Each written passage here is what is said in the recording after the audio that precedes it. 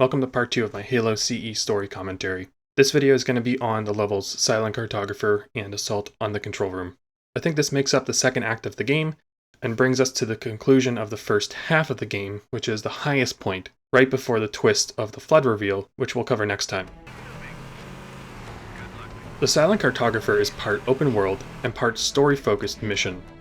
Its story is largely told through dialogue, and it is structured in the following way.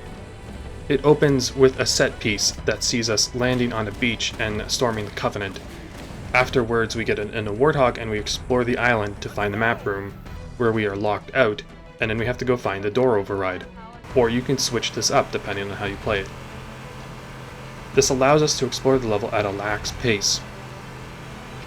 When we go to find the map room itself, the level tenses up by having the Covenant ramp up their attacks, indicating by them downing the Pelican, killing our Marines, and sending reinforcements to the island. The last part of the level has us fighting out of the map room through further reinforcements, then leaving by a Pelican underground. I think this level is structured in a very similar way to Halo Reach's Oni sword base. In that level you have an opening set piece that it revolves around fighting for control of Oni sword base. You then get in a Warthog, or in a Wraith or in another vehicle, and you go and explore a limited open world section where you have 2 missions to accomplish: getting the anti-aircraft guns online, and getting, I think it's the radar system, back online, and then you return to the sword base, and you defend it from further Covenant attacks. You fight your way up through the sword base, and then you destroy the ship via a launcher or something like that. Those 2 levels, I think, are structured very similarly, and they would make for an interesting side-by-side comparison. Within the context of Halo CE, the levels immediately before and immediately after, this level, Silent Cartographer, is the beginning of our larger attack on Halo's control room. Both us as the Chief and Keyes are going after separate objectives, though Keyes' part is relegated to dialogue. Since we learned at the end of the last level that Halo is a weapon, and whoever controls it controls the fate of the galaxy, we could say the Covenant could use it to wipe us out, but likewise we could use it to turn the tides and beat the Covenant. That would bring about a staggering victory for humans, and thus gaining control of the control room is vital. However, with all this in mind, I think the level has some problems with it. I think it falls into the issue that level 2 does. Much of its story occurs via dialogue without visual cues. I think this is due in part to engine limitations. The Pelican is shot down. We don't see it happen though, it is told to us through dialogue. We are told Keyes is going somewhere else to find something else, and we aren't told what. Though we do find out later it's a weapons cache. But still, not knowing where he's going is a weakness in the storytelling. Keyes himself presents another issue as well. Why doesn't he need the map information to find his location? Why do we need the map data to find the control room? We know previously that the Covenant have been broadcasting information on unencrypted channels that Cortana has been eating up. Cortana also mentions at the end of this level that the Covenant have done extensive seismic scans, and she says, "My analysis shows," meaning she has access to that information or similar data. So why can't we use that or other means to track the Covenant's movement to find the control room, and skip this level entirely? Furthermore, if you are attentive enough, Cortana has dialogue in the next level where she shows awareness of the general area of the control room. When we meet the Marines at the first bridge, she says, "I didn't know we had any human forces left in this part of the ring." So there are a lot of interesting issues we can raise with this level itself. But I do think the answer to these questions lies in our preparation for attacking the control room. The game does not seem to do a great job of characterizing this assault as a Marine assault. I think it actually portrays it as the Master Chief infiltrating and doing it by himself. But it would not be hard to see why we would need to use the map data to plan attack on a wider scale if we are including more actors than simply Chief and Cortana. After all, the last level of the first half is still called the Assault on the Control Room, and that leaves it open to interpretation as to how many of the Marine forces are going to be doing the assault on this strategically vital location.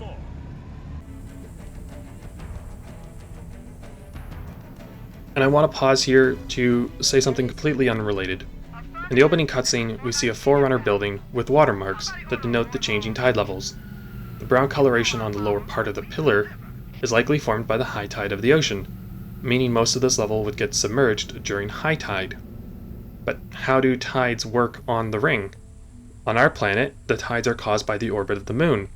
Well, Halo orbits a gas giant, or does it even orbit? Does the planet cause the tides? Is the ring tidal locked? I don't know how tides work on the ring, and I would love for someone to do a study on it. The level begins by dropping us right into the action. We storm the beach with 2 pelicans worth of marines. We take it and secure a landing zone for Foehammer to drop off a warthog. But then, notice what the marines do. They don't do anything else for the rest of the level. Although we get dialogue later on that suggests they are being attacked off screen, and if you return here you will find them dead, their role in this level is to just storm the beach and do nothing else. And this, I think, is a weakness of the level, because it's not integrating the marines in all of its aspects. And, just as a side note, the Covenant we fight as we come out of the Cartographer, if I'm interpreting this correctly, are the very troops who kill the ground team. Compare this opening set piece with the beginning of level 2. There we defend the marines from the Covenant assault. Foehammer comes in and drops off a warthog. But that is immediately accompanied by a scripted event of dropships coming down. And there the marines board the Pelican and they fly away. Here our mission is to find the map room. And when we're done with our opening assault, the marines do nothing. A further weakness is because Johnson and his platoon are off with keys, the limitation of the marine models notwithstanding. That means we also have a gap in our secondary characters. These are not reoccurring marines from the first 3 levels. These are a new set of marines.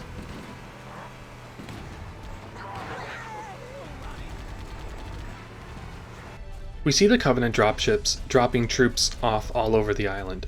So let's ask why they are doing this, and where are they coming from? Well, they're coming from some ship. That's easy enough. But why are they coming here? I think at roughly this point the Covenant are releasing the Flood, or are about to release the Flood. So at this point in the game, unbeknownst to the player, the Covenant are engaging in a chaotic struggle for survival. The Covenant are trying to secure their control over strategically important locations. It is not simply us who want the Cartographer, it might be that the Flood need the Cartographer to find the control room. So the Covenant strengthening their positions on the Cartographer and on the control room could be done because they are now fighting the Flood. Along with this, it might seem that the Covenant locking the door to block us from getting to the map room is a trivial barrier for our level progression. But really, in order for the Covenant to do that, they need a good understanding of Halo's subsystems, which Cortana brings to our attention. The Covenant having expertise with Halo makes a lot of sense. We arrived with but a single ship. They arrived with a whole armada. We have to use all of our forces to stay alive. But they can delegate the fighting of humans to only a few ships, while the rest of their armada dedicates themselves to studying the ring. Thus, they have a greater opportunity to learn about Halo and gain understanding of a lot of its subsystems. And this is why they have done extensive seismic scans already, even though it's only been a day or 2.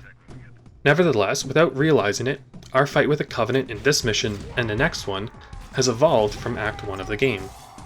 We are not simply fighting to survive, and the Covenant is not just simply trying to keep us down. They are about to be fighting the Flood, while also trying to keep us in check. The Flood are about to throw everything into chaos. Likewise, the Covenant at this point are starting to think about the ways to start their great journey. They're trying to find the icon so that they can activate the ring and start their great journey. It's a moment of triumph for them. They might have even signaled High Charity at this point. We don't know.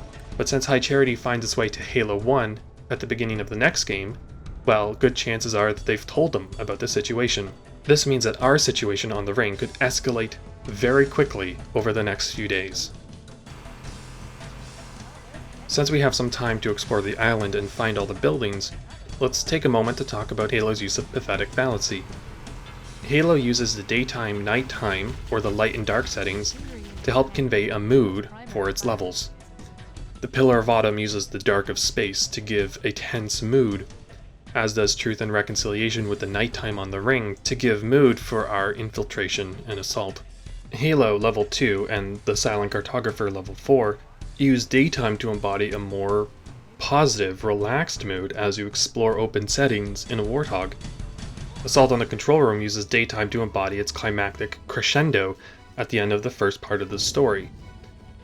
But after that, the game almost exclusively uses dark settings or spaces to characterize the second half of the game. It's only in the last level that we start to see light again as a new morning rises as we destroy the ring and escape. All in all, Halo's use of pathetic fallacy is really well done.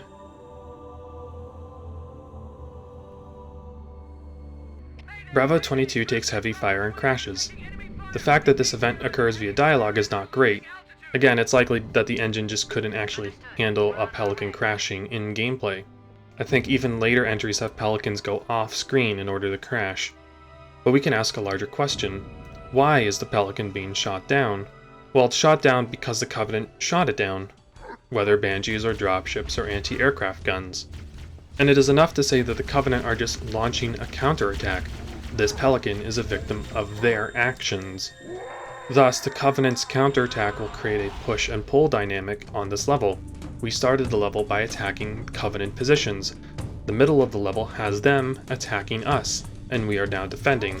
This unstable change of initiation helps to create the dynamics of this level, and it helps to characterize the larger conflict between humanity and the Covenant in our competition for the control room. We find dead humans inside the cartographer building. It doesn't make sense. It was likely included to replenish ammo for human weapons.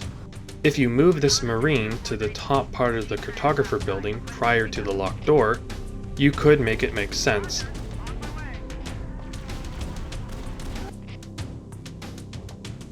The last interesting story remark is how when we try to tell Keyes that we got to the map room, he's out of reach.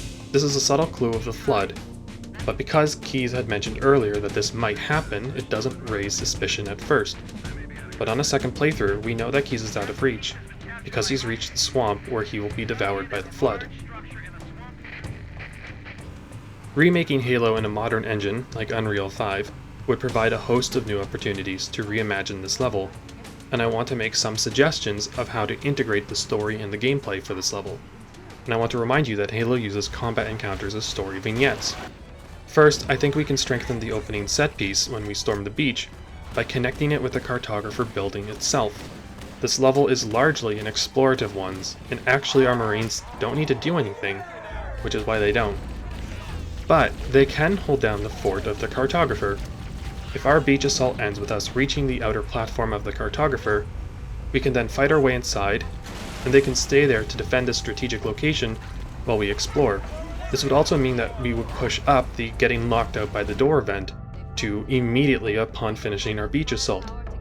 So within the first few minutes we assault the Covenant position, we reach the cartographer, we go inside, we get locked out, we talk with Keyes, we come back up, we get the Warthog from Foehammer, and thus within the first 3 to 5 minutes we have our set piece, we have our roadblock, we have our objective, we have our means to explore, and the game just says, okay, go have fun.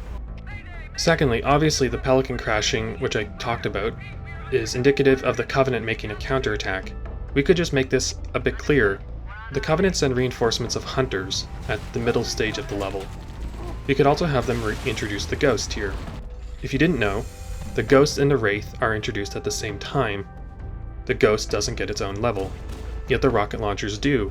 It would seem natural that a power weapon like the rockets should have a new target to use them on, i.e. the Ghost. Again, it would also be nice to have our return to the cartographer be characterized by this push-pull dynamic. We don't just simply return to the cartographer building.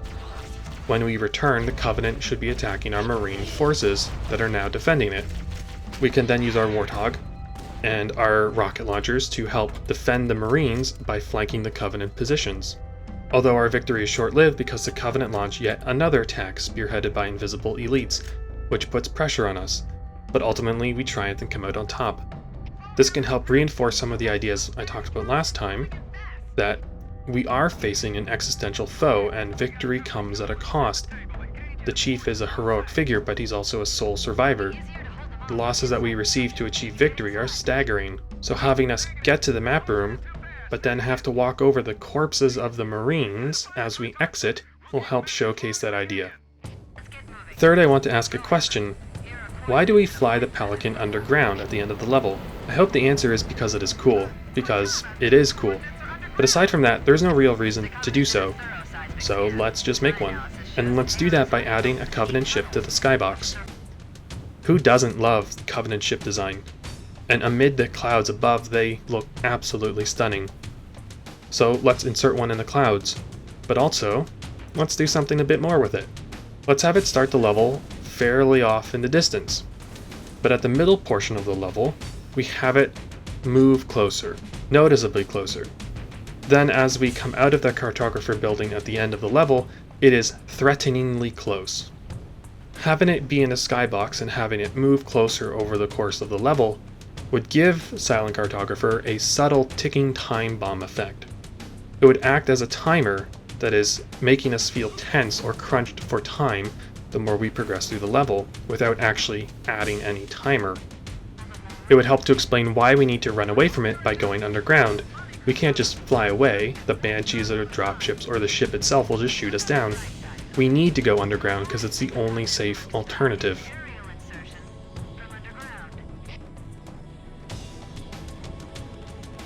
Last comment for this level would be, I think this level needs more from Cortana. More dialogue specifically revolving around her organization of the Marines' assault on the control room. I do think it would be a good idea to make it clear that it is not simply Chief and Cortana who are doing the assault, it is the Marine forces with Chief and Cortana leading them. And specifically, I think the story arc for Chief and Cortana is that they are becoming vital leaders for humanity, and I think thus we should show them stepping up to lead. And part of that process of leadership is to show us Cortana's ability to organize the Marines' forces and their assault almost immediately upon getting the map data. That kind of characterization would be really good to see. Now, that's it for this level, so let's move on to the next. This level is the culmination of the first half of Halo CE. It is the crescendo of the game, our great moment of triumph against the Covenant, which then gives way to the twist of the Flood. But it is one of the weakest levels in this game, in terms of story. The weakness of its story comes from two elements, I think. The first is its level design, the length, and the weakness of the tank section. The second element is how the dialogue in this level doesn't support the climactic triumph of this level.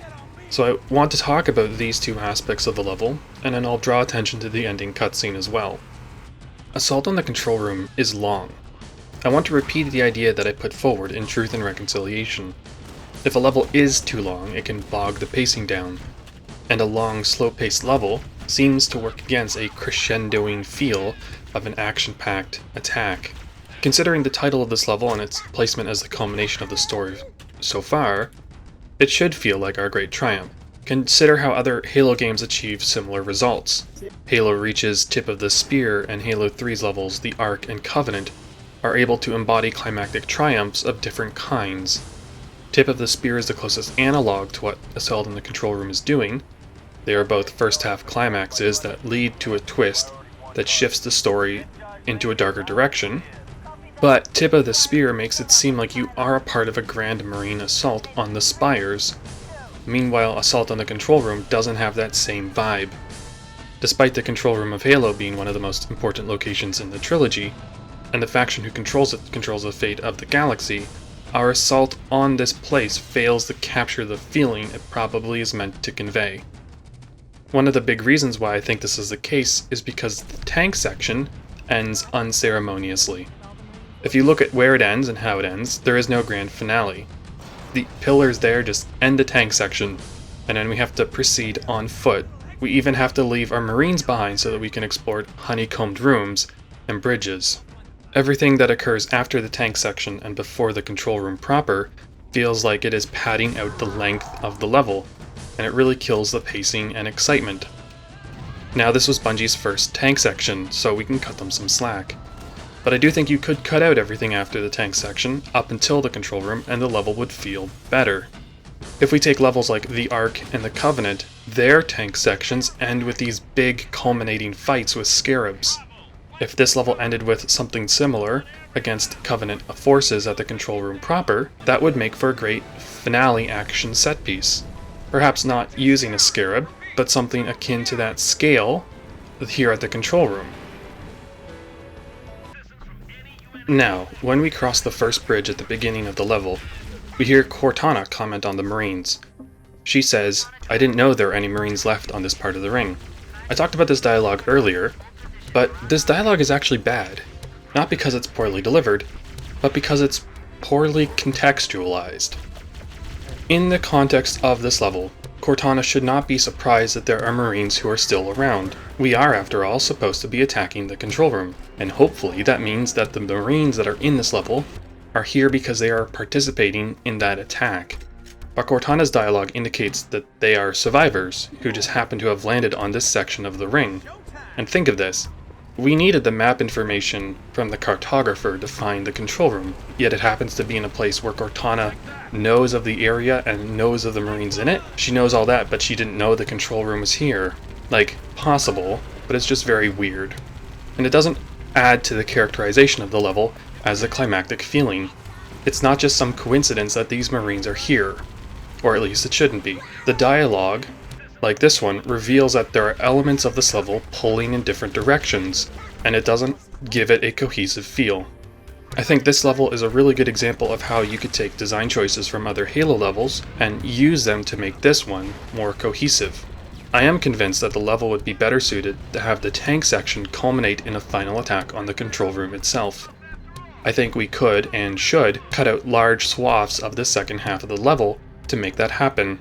And before I talk a bit more about that, let me sort of divert once more to say something else. In the level Pillar of Autumn, I pointed out how our combat in that level characterizes the chief as a heroic figure who acts as the cavalry who swoops in to turn the tide of battle and win the day. This level has an opportunity to repeat that idea, but on a grander scale. If we imagine that the Marine forces started out their attack without us, because we were getting the map data, and we are joining the fray partway through, we can then show how the Marine attack just isn't going so well. They are finding it hard to overcome the Covenant's defenses. Thus, when we start this level, we find the Marines are at the point of failure, with broken morale, and they are starting to run away. That will give us a chance to characterize our action in this level as a rally cry.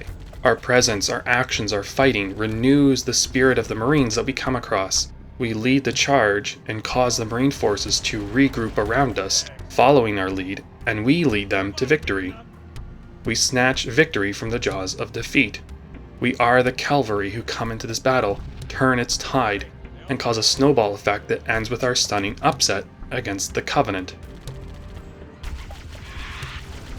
This level is so long, but it has a number of sparse moments where it doesn't use dialogue to expand on the story, a very different issue than, say, the previous level, where there, most of the story happened through dialogue. And it is strange that this level doesn't take time to mention keys or talk about the flood. I think the closest we get are veiled comments where Cortana talks about the snowy weather, the inclement weather, but that's more of a small, nice lore detail. The control room is surrounded by cold weather to slow the flood, but it's also just an interesting detail on its own. Why does the ring have different weathers? Cortana also mentions how the Covenant have secured the entire region. Is this because the Flood were recently released, and they're beginning to fortify their positions, while everything is sort of being thrown into chaos? I said just moments ago that we should be cutting large swaths from this level, and I want to expand on that by saying this level and Two Betrayals share the same space. What we cut from this level should be given to Two Betrayals. I think there is a way that you can construct both of the levels together so that they both feel unique and satisfying. And the way that we do that is by reducing the area of overlap between them. Assault on the control room is this tank-led climactic battle for the control room. The other one is a less action-intensive, more puzzle on-foot chaotic engagements at night and trying to find banshees to get to the pulse generators. And I think that if we took the elements of this level and started to partition them and say, okay, this part serves the tank ground battle, this part serves the banshee flying at night. You know, what do we do with the honeycomb rooms? What do we do with the bridges? Which one of these levels do they actually serve best? I think if we start thinking along that lines, we can construct both of these levels to feel better and feel a bit shorter. The final cutscene of this level is important for similar reasons as Keys' dialogue at the end of Truth and Reconciliation. We succeed in taking the control room, and now it is time for the Flood to enter. We need a transition into that twist. This transition begins the reversal of our success. We climbed high, and now we have to fall. The dialogue with Cortana has two issues, and I don't know how to solve one of them, so let's start there. Cortana has to tell us that the Flood exists, but without spoiling us on the Flood's existence, so that their reveal in the next level is scary. So why does Cortana not take the time to simply inform the Chief of the Flood? It would have taken all of 30 seconds. She even starts to do so, but cuts herself off for dramatic effect. She just says, well, there's no time, so go find Keys and stop him. So how would we rewrite the dialogue to present the urgency of the situation without name-dropping the Flood? I wonder if perhaps adding a cut in the scene here, where it switches from a dialogue between Chief and Cortana, to a scene where Chief is leaving aboard a Pelican with Cortana's dialogue overlaying it. That could give us a sense of she told him about the Flood, but we don't hear it as audience. But I think that also might not work because Chief is our point of view character, so if he learns information without us, I think that's not necessarily the best design. So I'd love to hear suggestions on how to better reconstruct Cortana's dialogue in this ending cutscene. Another thought on how we could do that is simply play into the bombarding element. Cortana is just giving Chief so much information that Chief just can't handle it, and he's like, look, enough, I don't understand what's going on here. Which is what I think the cutscene is already trying to do, but if we intentionally make it more disjointed and overwhelming, with more drastic cuts, maybe that would work. Lastly, why do we leave Cortana here? As is, we leave her alone without any defense. The Covenant could come back and will come back. They could take her easily, and leaving her feels like it reneges on Key's command in the first level to keep her safe from the enemy. So why don't we take Cortana with us? Well, I think partly we leave Cortana so that our interactions with Guilty Spark can give us suspense and lead up to the twist of Halo's purpose. And we can make the decision to leave Cortana behind work, I think. Since the control room is one of the most important locations on the ring, we should try to reconfigure it as our base of operations. It is the place we must control at all costs, because controlling it allows us to control the fate of the entire galaxy. Thus, if we add an establishing shot of the Marine forces fortifying the control room, unloading equipment via Pelicans, it would soften the blow of leaving Cortana behind. At least we would know that we would be leaving her with Marine forces at hand. She would become the heartbeat of our new base of operation. So maybe we can present to the player the idea that Cortana can more effectively coordinate all the Marine forces on the ring from the control room, and showing a Pelican and an establishing shot at the end cutscene would quietly explain away how Chief just leaves Cortana and gets to the next mission. Anyway, it's perhaps less of a summarization of the events of the story, more than rather comments on these two levels, but that's it for part 2. I do think that this part of the game is the weakest in terms of its storytelling, but I think that's partly due to how action-focused it is. I think things will change with part 3, which will cover from 343 Guilty Spark to the opening cutscene of 2 Betrayals, and I think that section is going to show us how strong Halo can present its story. But that's going to have to wait till next time. Thanks for watching.